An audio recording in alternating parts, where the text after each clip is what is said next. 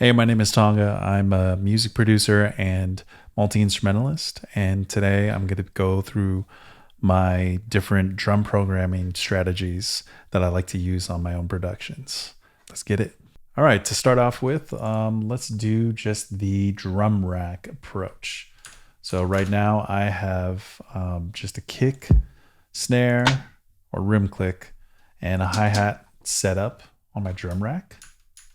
And I'm going to just create a very basic beat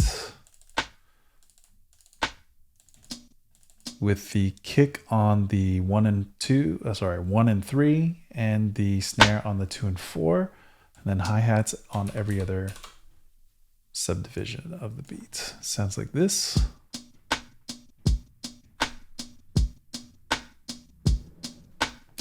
What I like to do with this is, since it's such a blank canvas, it is a basic drum pattern. I can manipulate it any way I want, but with this as the kind of initial scaffolding, it's going to be outlining the pulse really, really well. So I know where everything starts, and then I can manipulate it from here. So I'm going to add 1 or 2 different kicks randomly, see how that sounds. Spice things up. Already sounds good. Might add another snare somewhere. Let's see where that sounds. Okay. And then add maybe 2 or 3 different hi-hats in different spots.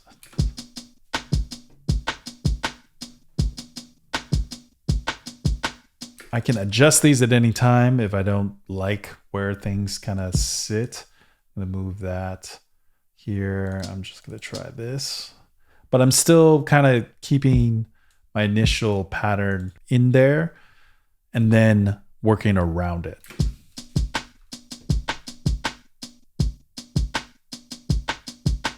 All right, so that sounds pretty good. What I'm going to do now is I'm going to alternate the hats on the off beats by bringing down the velocity.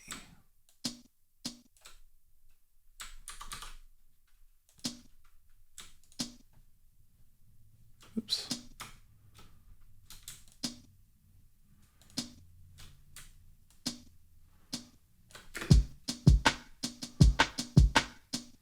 So by varying the velocity of the hit, the hi-hat hit, it creates just a little bit of an imbalance, and it gives it a little bit of swing. Swing is really achieved by moving the timing off, but also the velocity or the strength of the hit off from each other, especially hits that are right next to each other. And I want this pattern to be played, or like to sound like a live drummer to a certain extent. And, a live drummer is not going to hit the hi-hat straight, every single 8th or 16th note. There's going to be a little nuance in the velocity of the hits. So we got this.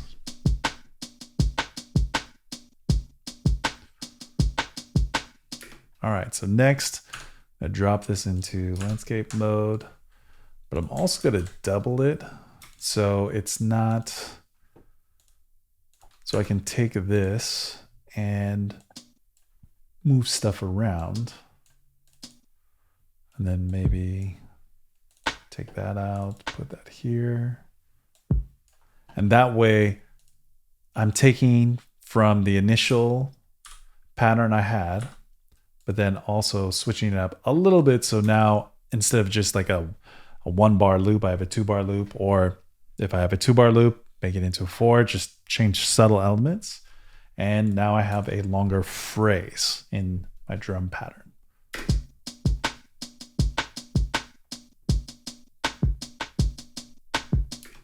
Now that sounds way more interesting over a longer period of time and gives me a lot to work with. Now what I'm going to do is I'm going to add another element. I'm going to add an open hat.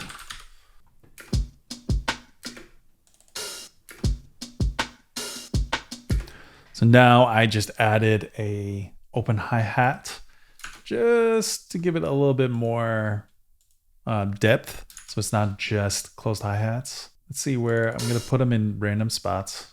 See where it lands.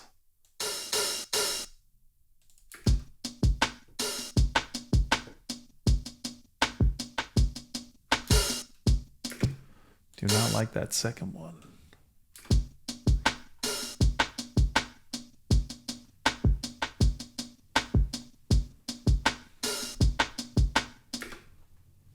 Actually move this over here. So here's the pattern.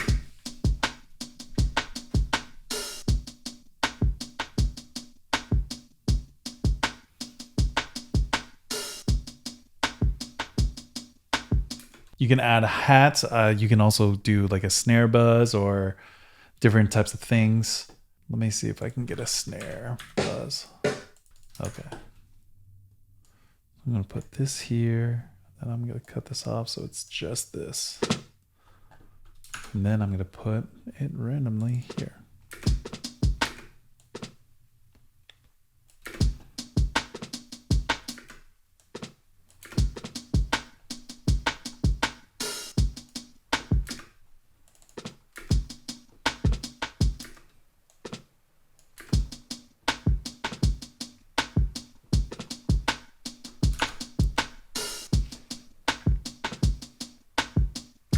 What I'm really doing here is I created this first, the initial pattern, doubled it, and then varied it even more. And then I'm adding in some ear candy. And from a drummer's perspective, that would be just like the kind of ghost note hits, open hi-hat, even like a ride bell, any of those types of hits, a crash, of course. I'm not going to use a crash really right now because I just want to focus on the actual groove.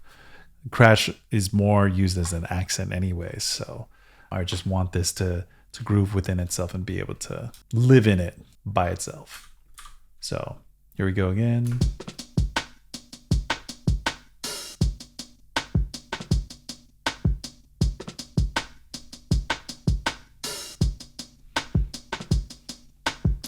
The next technique I like to use is chopping up a break.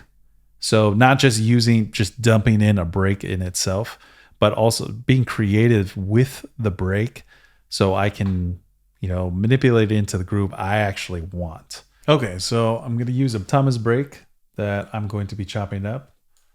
It's a nice break on its own, but I want to chop it up into something that's a little bit more, conducive to what I want. All the elements are going to be in the break itself, but I'm going to be rearranging it just like you would a sample, but just utilizing the drum break so you can create like a new groove. What I'm looking for are like a solid groove that's set, maybe like a bar or two. So I'm really trying to isolate which bar or two bars I'm going to utilize, but then I'm going to vary with different hits. I'm going to be also looking for different small hits, on their own. So kicks, snare hits, snare flams, open hi-hats and stuff like that to really create my own version of this break.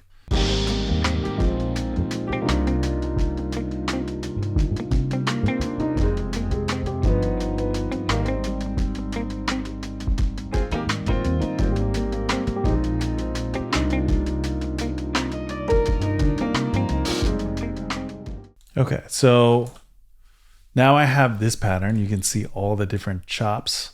Essentially what I'm doing is Frankensteining the break within itself. So taking different types of hits.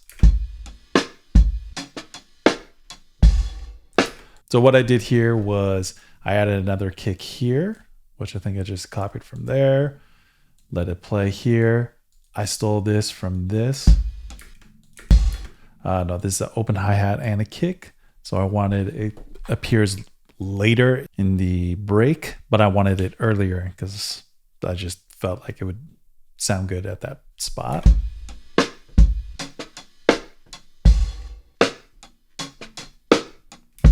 Left a lot of open space. There's no kicks here.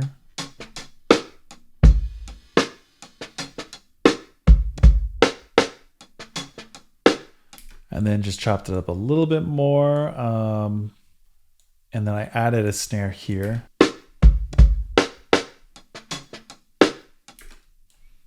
And there you have it.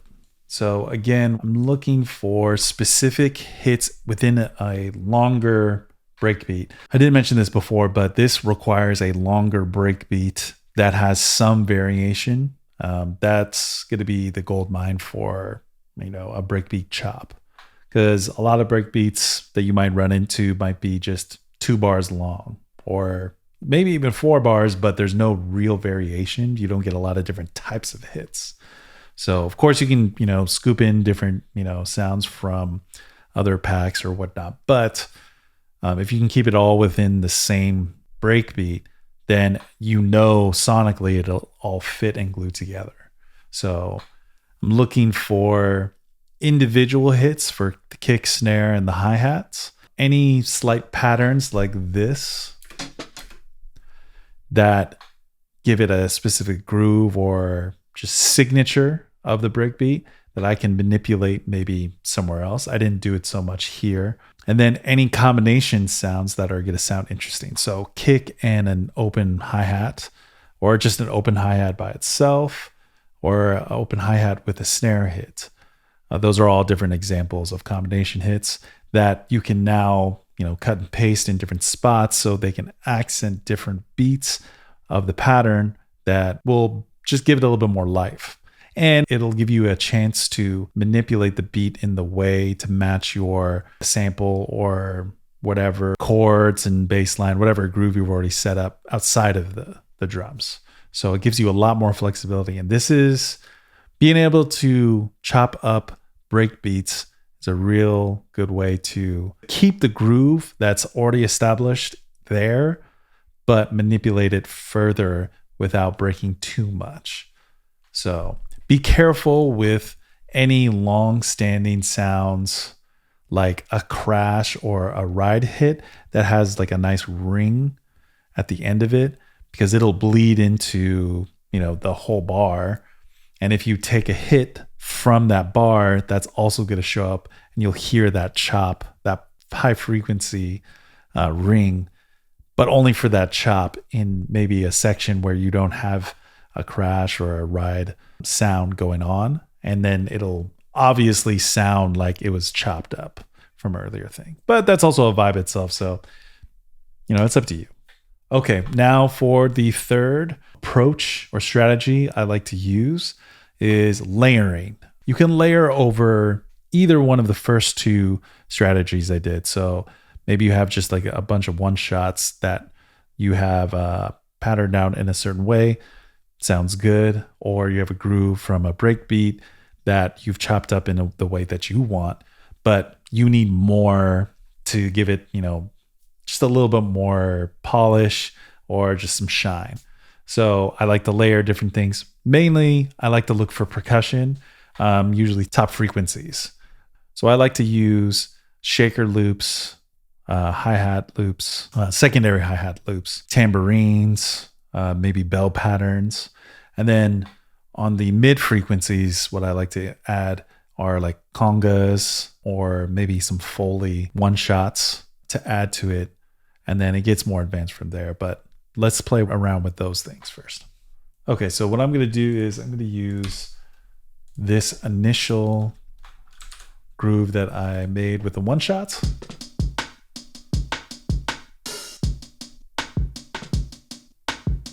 And then layer in a shaker loop first. So I'm going to use this percussion shaker loop sound.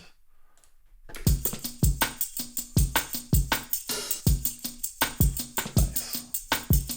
Then I'm going to add a compressor, a sidechain to the drums and the kick.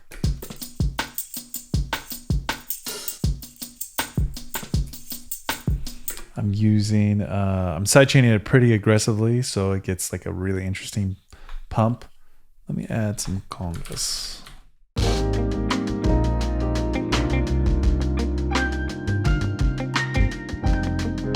All right, so what I did here was I have this pattern.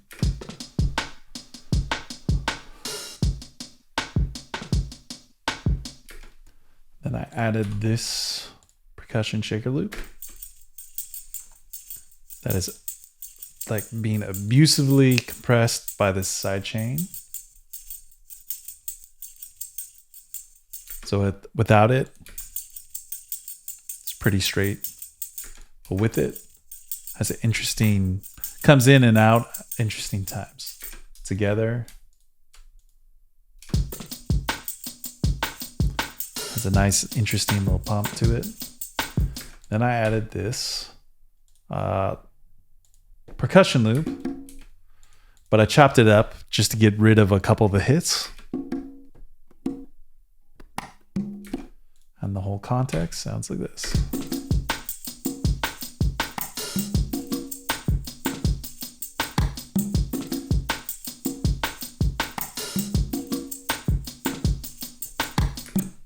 So by itself, the pattern that we did first has a nice groove to it, but when we add these different elements along with it, it just breathes new life and gives it just a little bit more some texture that it didn't have before to fill in, the sonic spaces that were kind of lacking, and just gives it new vibe and a different type of momentum. So there you go. 3 different drum programming strategies that I like to use. First, one shots. Initially put in a very fundamental basic beat pattern, but then adding stuff one by one and then just moving stuff around based off the reaction I have to the new instances of the kicks, the snares, and the hi-hats. And then after that main, 3-part drum pattern is set, adding some of the ear candy with the, open hi-hat, maybe some ghost notes on the snare. You can put in full. You could do a lot of other stuff, but I just used ghost notes and an open hi-hat. The second strategy, which is really fun, is taking a break beat and then making it your own by chopping it up and using different hits from different parts of the break beat to create a new pattern within itself. And then the third strategy is just layering, extra loops on top of a beat you have, whether it's, a break beat or maybe a drum rack with a bunch of one shots, but utilizing loops in creative ways to give it a little bit more life and texture. Let me know in the comments which one of those strategies you prefer or you find yourself leaning toward, and try out the other 2 and see what that brings you. Before you go, hit that like button, subscribe, and hit the notification bell, and join me for more production techniques and exploration. All right, have a good one. Take care.